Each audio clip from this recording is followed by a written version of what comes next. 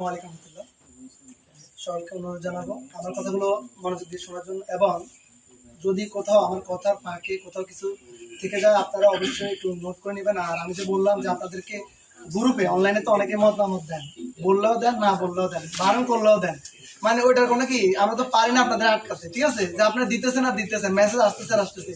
এখন আপনারা যারা আছেন গ্রুপের মতামত আমরা সবাই দেখি না যে কে দিচ্ছে। দেখা যায় ভিতরে প্রোফাইলে ঢুকলে যে ছবি একটা দেখা যায়, তা অনেকে তো ছবি ক্লিয়ার না, ঠিক আছে? দেখা যায় ছাদের দিকে তাকিয়েছে, নাহলে আকাশের দিকে অথবা জমিনের নিচে, ঠিক আছে? এমন একটা পরিস্থিতি বোঝা যায় যে সে কে আসলে।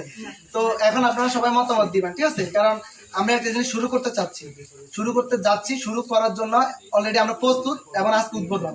তাহলে আমাদের এটার কিছু উদ্দেশ্য আছে। একটা জিনিস শুরু হলে উদ্দেশ্য নিয়ে শুরু হয়, ঠিক আছে? হঠাৎ একটা কিছু শুরু হয় না। এই যে আমরা যারা ছাত্র আন্দোলন করছি একটা উদ্দেশ্যকে কেন্দ্র করে, কোটা সংস্কার, সে কোটা সংস্কারকে কেন্দ্র করে আমাদের এক দফা দাবিকে কেন্দ্র করে আজকের এই জায়গা, এই পরিস্থিতিতে, তাহলে উদ্দেশ্য ছাড়া কোনো কিছু শুরু হয় না।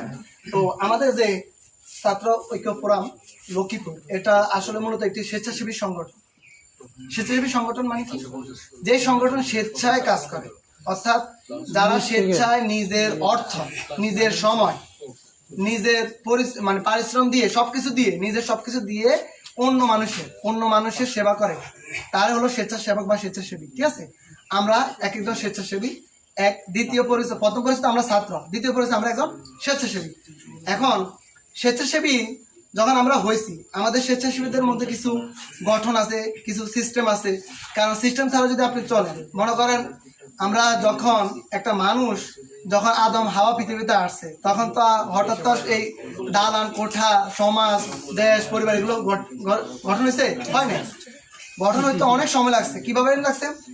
পরিবার সৃষ্টি হয়েছে, সমাজ সৃষ্টি হয়েছে, ইউনিয়ন, ওয়ার্ড, তারপরে আপনার জেলা, উপজেলা, তারপরে এগুলো সব সৃষ্টি হয়েছে। এবং প্রত্যেকটার এক একজন মাতাব্বর থাকে। মাতাব্বর মানে কি? মনে করেন যে একটা ওয়ার্ডের মেম্বার থাকে, দলনেতা। হ্যাঁ, এতো দলনেতা বাজায় যেটাই বলেন, তিনি ওয়ার্ডটাকে উনি কি করে? ওয়ার্ডটাকে আপনার নিয়ন্ত্রণ করে একজন মেম্বার। ওয়ার্ডে কোনো কিছু হইলে মেম্বারের কাছে তো আমরা যাই না। এখন যদি কেউ নেতৃত্ব দেওয়ার মতো না থাকে, কন্ট্রোল বা নিয়ন্ত্রণ করার মতো কেউ যদি না থাকে, তাহলে একজন আরেকজনকে কাটবে, কেউ কাউকে মারবে, কেউ কারো জমি দখল করবে। যার শক্তি বল বেশি, যার আত্মীয় স্বজন বেশি, যার ক্ষমতা বেশি, টাকা বেশি, সে দেখা যায় যে গরিবের উপরে অত্যাচার করবে, অথবা এই মধ্যবিত্ত একজনের উপর অত্যাচার করবে। যদিও আমাদের দেশটা কিছুদিন আগে সেরকমই ছিল না। এখন অনেকটা আস্তে আস্তে পরিস্থিতি ঠান্ডা হচ্ছে, বা আরো সামনে হবে ইনশাল্লাহ। দেশ সুন্দর হবে ইনশাল্লাহ, আমরা সুন্দর করব। তো আমার যে কথা, এখন আমাদের এই যে সংগঠনটা, এটা তো নেতৃত্ব দেওয়ার জন্য কিছু লোক প্রয়োজন না? আমরা যারা ছিলাম, এতদিন ছিলাম অ্যাডমিন। এখন যদি আমরা হুট করে একটা কমিটি দিয়ে দিই, আপনারা হয়তো অনেকেই প্রকাশ করবেন না, কিন্তু মনের মধ্যে একটা খোঁচা মারবে শয়তানে, বলবো যে দেখো আমরা এতজন, আমরা কি কম পারি? আমরা কি কম বুঝি? আমরা কি যোগ্য না? আমাদেরকে সভাপতি দেয় নাই, সেক্রেটারি দেয় নাই, কেশিয়ার দেয় নাই, সাংগঠনিক সম্পাদক দেয় নাই, প্রধান সম্পাদক দেয় নাই।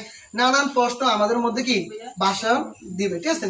তো এই প্রশ্নগুলো যেন আমাদের মনের মধ্যে সৃষ্টি না হয়, সেই জন্য আমরা অন্যরকম একটা সিস্টেম করবো। সেটা হলো আমাদের গ্রুপটা, এখন আমরা যে অ্যাডমিন আছি, ওনারা আমরা উপদেষ্টা একটা মন্ডলী থাকবে, আর কমিটি একটা থাকবে। কমিটিটা যেটা হবে, বা আপনি বলি আর কি, আমার সাথে যদি সম্মতি থাকে না, কমিটি যারা থাকবে তারা হবে শুধু স্টুডেন্ট। মানে কি? অর্থাৎ পড়ালেখা অবস্থায় যারা আছে শুধু তারাই কমিটিতে থাকবে, আর বাকি যারা পড়ালেখা ছেড়ে উপর দিয়ে যাবে তারা উপদেষ্টা কমিটিতে চলে আসবে, যদি সে যোগ্য হয়।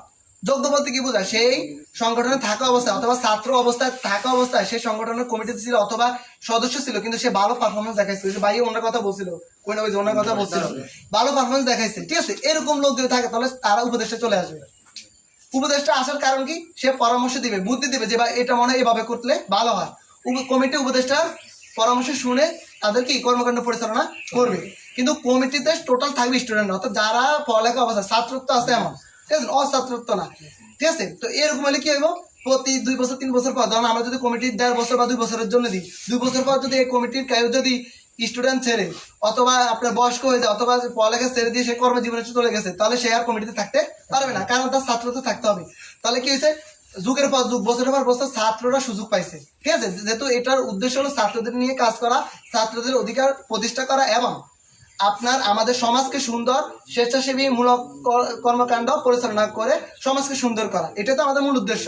তো যেহেতু এইভাবে যদি হয় যে আমরা প্রতি কয়েক বছর পর 2 বছর কমিটির মেয়াদ থাকে, তাহলে কমিটিটা হবে কিসে? ছাত্রদের মধ্যে থেকে, বাকি যারা থাকবে তারা কি থাকবে উপদেষ্টা, ঠিক আছে। এখন আমরা যারা এখন অ্যাডমিন হিসেবে আছে আমরা কি থাকবো কি আর হিসেবে থাকবো কি না, সেগুলো হচ্ছে পরে হিসাব, পরে আমরা এটা নিয়ে আলোচনা করবো। তাহলে কমিটির যে ব্যাপারটা এটা কি সবাই ক্লিয়ার? একটু সবাই একটু মুখ দিয়ে কথা বলে সুন্দরিতা। আচ্ছা আরো একটা বলি, ওই যে উপদেষ্টা যেটা, সেটা যে একবারে আপনাদেরকে কন্ট্রোল করবে বিষয়টা এমন না।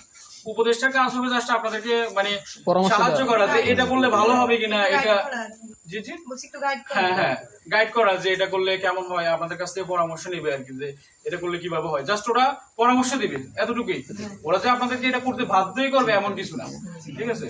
এখানে জাস্ট পরামর্শ দিবে এটা করলে ভালো হবে। আমি এদিকে মেসেজে আমি বলছিলাম যে চুপ করেন চুপ করেন চুপ করেন, 4-5 বার বলছি, এরপর শুধু বলতেই আছে, মানে আমি বুঝি নাই কথা বলার তো সুযোগ তো অনেক থাকে।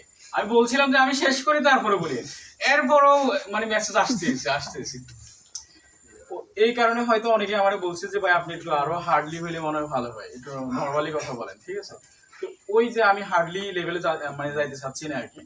তাহলে অনেকে বলবে যে কি রে আমারে উনি লিড দিচ্ছে, মানে নেতৃত্ব দিচ্ছে, আমরা নির্দিষ্ট আসছি, এখান থেকে আমাদের বেনিফিট আছে নাকি, আস্তে আস্তে মানে তারা নিষ্ক্রিয় হয়ে যাবে আর কি। তো এই কারণে ওইরকম না, উপদেশটা তো মূলত হচ্ছে আপনাদেরকে পরামর্শ দিবে যে এটা করলে মনে হয় ভালো হবে, এটা মানে এইভাবে করলে মনে হয় ভালো হবে। তো এভাবে মানে আমার কলিং, উনি উপদেষ্টা হিসাবে, মানে উপদেষ্টা বলতে আজকে আপনাদেরকে একটা প্ল্যান বলবে যে কিভাবে কি করলে ভালো হয়। তো উনি আসলে আসছে মূলত, উনি অন্য জায়গায়ও সংগঠন করতেন, তো উনি কিন্তু বরিশালের, ঠিক আছে। এখানে যেহেতু পপুলার মানুষ নিজস্ব এরিয়াতে নিয়োগ দেয় না, আমার সৌভাগ্য হয়েছে কেন আমি জানি না, আমি এখানে পাইছি, পরবর্তী থেকে তারা ট্রান্সফার করে দেয় কিনা, ঠিক আছে। তো উনি মূলত বরিশালের, উনি ওইখানে মোটামুটি ভালো অবস্থানে আসছিলেন সংগঠনের দিক দিয়ে।